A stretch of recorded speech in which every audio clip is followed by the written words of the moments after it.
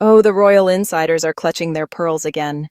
And this time it's not about a coronation, a speech, or even a Netflix docuseries.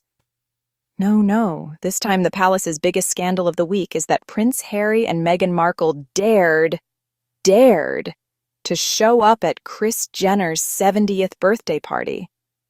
The horror, the audacity.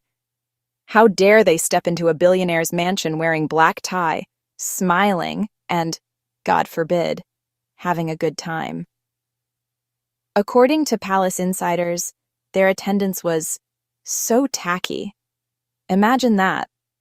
The same institution that literally sells tea towels with royal faces on them is now the international authority on what's tacky. But let's not skip over the setting. Kris Jenner's 70th was not some random house party. We're talking about a mega event hosted by Amazon billionaire Jeff Bezos and his partner Lauren Sánchez at their $165 million Beverly Hills estate. The guest list read like a hall of fame for global entertainment. Beyoncé, Jay-Z, Oprah, Mariah Carey, Adele, Tyler Perry, Paris Hilton, and yes, all the Kardashians. In short, it was the party where power met glamour, and Harry and Meghan were right there in the mix. Now, apparently, this triggered a full royal meltdown. One insider sniffed that Harry has become so far removed from the royal family, as if that's not the whole point. Because here's the irony. Every time Harry shows he's thriving outside the palace bubble, every time Meghan steps out glowing, confident, and welcomed among Hollywood's elite, it punctures the old media fairy tale that no one in LA likes them. The Sussexes didn't just attend Kris Jenner's party. They demolished a 2-year tabloid narrative in one night. But let's be real. This outrage isn't about tackiness. It's about territory. The British establishment can't handle that Harry and Meghan have built their own lane, one that doesn't require royal titles, taxpayer funds, or staged photo ops in cold castle courtyards. They are networking with the world's most powerful names, not because of status, but because of shared vision, respect, and connection. Meanwhile, the palace PR machine is still trying to convince us that being photographed looking relatable in a farm shop is a flex. The double standards are painful to watch. When William and Kate fly celebrities across the world for their environmental galas, or when they pay big names like David Beckham and Kylie Minogue to show up, that's called class. But when Harry and Meghan attend an event where they're actually invited, that's called tacky. Please. And let's not forget, this classy monarchy has a history of defending men accused of horrific crimes, paying off lawsuits, and hiding scandals bigger than Kris Jenner's guest list. Yet somehow, it's Meghan's gown and Harry's smile that make the headlines. And as if that's not enough, the insider gossip even dragged Meghan's upcoming Amazon MGM project into the mix, suggesting her Hollywood connections are proof of her going too far. Let's translate that. A successful woman continues to succeed, and they can't stand it. Meghan's cameo in Close Personal Friends is already generating buzz, and yes, that's through Amazon, the same company that helped throw Kris's party. Connections, growth, influence. Everything they said she couldn't have without the crown, she's building with her own hands. Meanwhile, whispers from inside Kensington Palace suggest that William wants nothing to do with Harry when he becomes king. He's apparently planning a monarchy that relies on classy royals like Edward's children. Okay, sure. Because nothing says modern monarchy like clinging to 18th century hierarchy while your global relevance fades faster than a souvenir mug. Let's not get it twisted. Harry and Meghan showing up at Kris Jenner's party wasn't a scandal. It was a statement. It said, "We belong wherever we choose to be." It said, "You don't get to define our worth or our circle."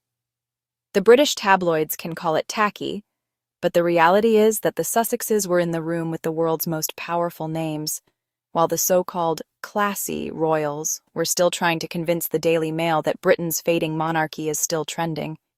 So no, This isn't about etiquette or tradition. This is about power. Meghan and Harry have it, and the palace can't buy it, borrow it, or control it. That's why they're mad.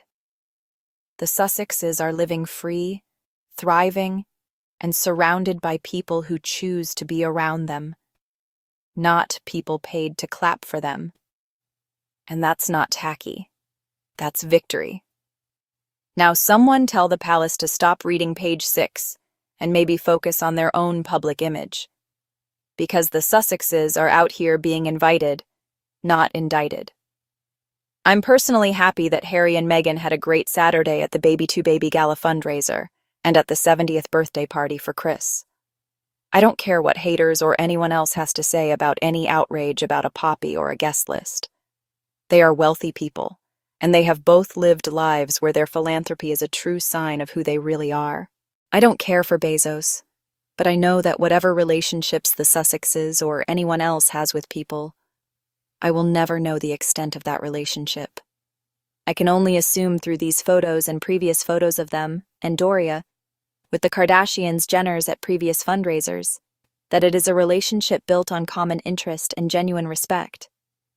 I love seeing the photos of them in the party and seeing the smiles on their faces. I would never expect anyone to make major sacrifices that in myself would never make. So I'm happy that, along with the tremendous philanthropy work that the Sussexes do, they are still enjoying and celebrating life and friendships. All of the photos I've seen so far have been great. I'm honestly jealous. I'm going to go out on a limb and say that even if times were great in the US, people would still complain about H+M hanging with their rich friends, because people live to pick at them like vultures, as Ms. Doria memorably said in the Netflix series. And they would still say that it was tone deaf. So if they are damned if they do, and damned if they don't, they may as well live their lives the way they want, as should we all. It's the best way to thrive, especially in these times. They are still the same kind, generous, considerate, hard-working, and motivated people they always were. Attending the party of a friend who has been very supportive of them even before they moved to the US does not change who they are.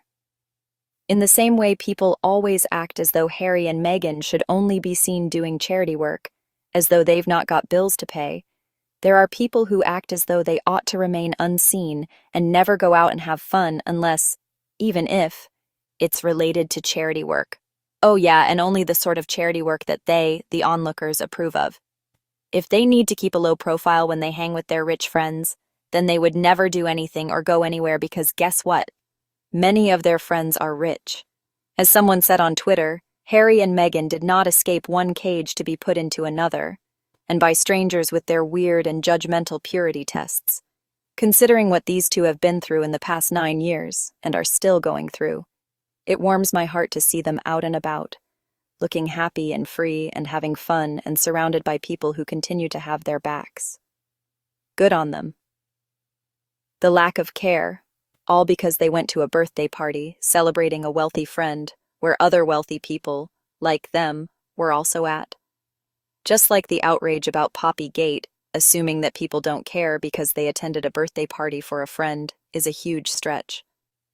Let's pretend that a huge number of those people, including Harry and Meghan, weren't at a huge fundraiser just before this, where they raised an unprecedented $18 million for Baby2Baby.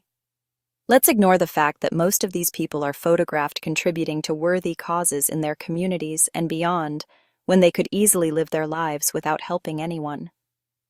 Let's not mention the global and financial contributions Archewell has done with WCK, including recently helping Jamaica, or the financial contribution that they themselves have made to help families suffering because of the government shutdown and SNAP being cancelled. It's one thing to be mad because you don't like a certain person for XYZ, but to assume that people don't care because they spent a few hours celebrating someone's birthday amongst people like them is insulting to not just them, but anyone who managed to still live their lives normally while others are struggling. As if somehow giving money, resources, and time isn't enough when you're rich and the only thing they should do is just stay at home and pretend as if their finances are better than everyone else's. Harry, Meghan, Beyoncé, and no one else there is holding our government hostage. None of them caused this shutdown because if it had anything to do with any of them, we wouldn't be electing people to represent us in government.